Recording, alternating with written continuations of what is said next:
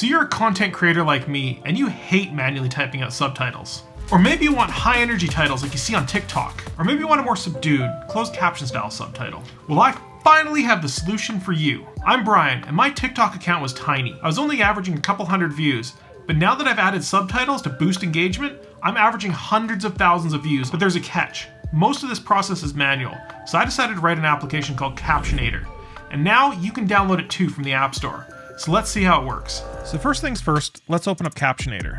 On a quick note, you don't have to open it manually. It'll actually open automatically when you need it. You're going to be greeted by the tutorial screen, so you can go through this tutorial on your own, but we only need to get to the second screen to install the export destination. So when you click that button, Final Cut's going to open. Now it's not going to look like anything has happened, but it's done all of its work in the background. Now we're going to open up a video here that I edited a few days ago, and we're going to add subtitles to it. So the first thing we're going to want to do is disable our sound effects and music. The cleaner the audio, the better the transcription is going to be. Next, we're going to click on the export button here at the top right and go to Captionator. The default settings are fine. It's only going to export audio. So we click next. And if you look at the top left here, we can see it's slowly exporting it. It's going to take a second. This is a Final Cut thing. And then we're going to get the pop-up for Captionator. Now it's going to take a few minutes to process this. The longer the video, the longer it's going to take. I'll leave a timer at the bottom of the screen so you can see how long it's going to take. All right, so for a 4-minute video, that took about 2 or 3 minutes. I'll put the actual time right at the bottom. So the only thing you really need to do on this screen is pick your style. I'm a big fan of the Woodall, but you can pick whichever one you want. If you're not seeing one of these, then it means you probably don't have one of the fonts installed. I'll include a list of all the fonts at the bottom of the screen here. There are some advanced options, but I'll get to those in a little bit. Now you can just click generate and it will actually create those captions for you. And you can actually click this as many times as you want. So if you want a few different styles, you can click it a few different times. Now it's going to pop up and ask you which library you want. I want this in the glider upset. Click choose.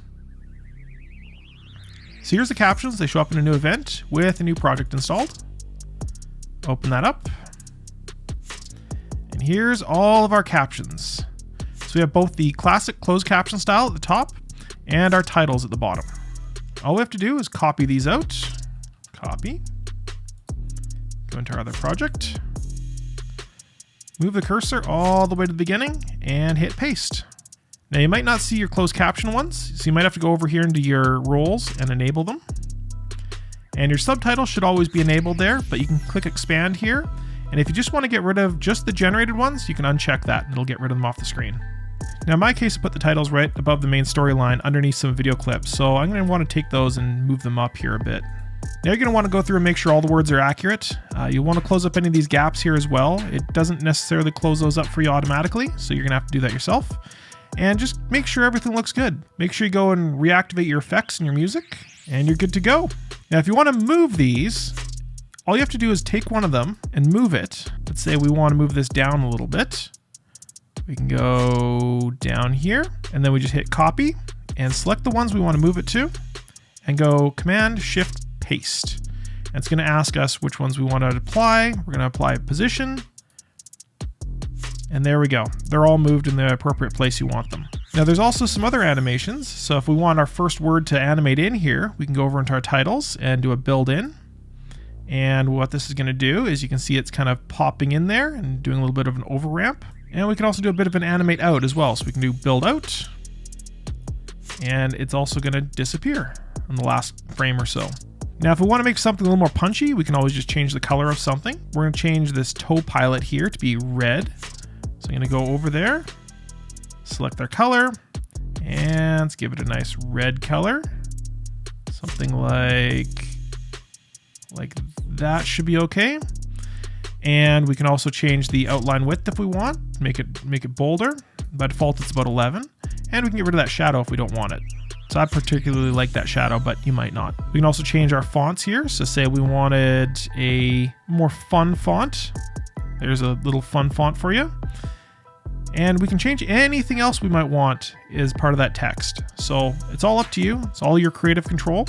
However you want to do it, nice and animatable. So you can actually animate all these properties just like you normally would a regular one. So this should save you a ton of time adding these, and then you only have to animate the ones you really want. So maybe you want a different style and you don't really want to go and change all those manually yourself.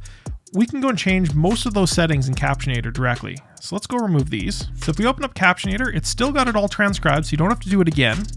And we can go down here to the Advanced tab. and this is going to let us make a whole bunch of changes. So you can change the upper casing to lowercase or proper case if you prefer a different style of casing. We can also add that build in and build out automatically to all of the different options. I'm going to leave those off in this case. The 3D gives it kind of that popping out visual. We can change our font color and our outline color as well. So let's make it all purple or pinkish. And let's change the outline width to 0. So we don't want an outline. We can also change our color here. Let's go to trash hand, which is something in one of the other styles there. So we're going to set it for trash hand, proper casing.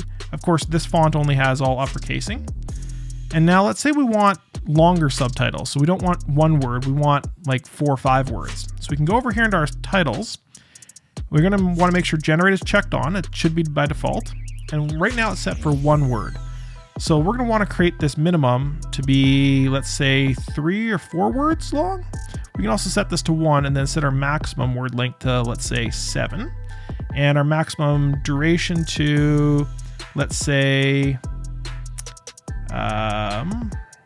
about 10 seconds. Somewhere around there. So now it's only going to have titles that are 1 to 7 words long, that are between 0 and 10 seconds, and have a character length of 0 to 100 characters. And let's go get rid of these regular subtitles here. We can just uncheck that one. And we hit generate, and we go glider upset. And because we already imported it once, we're going to do keep both. So we're going to keep both copies of those. So generated captions 1, and you look, and it's dramatically different. So these texts look quite a bit different.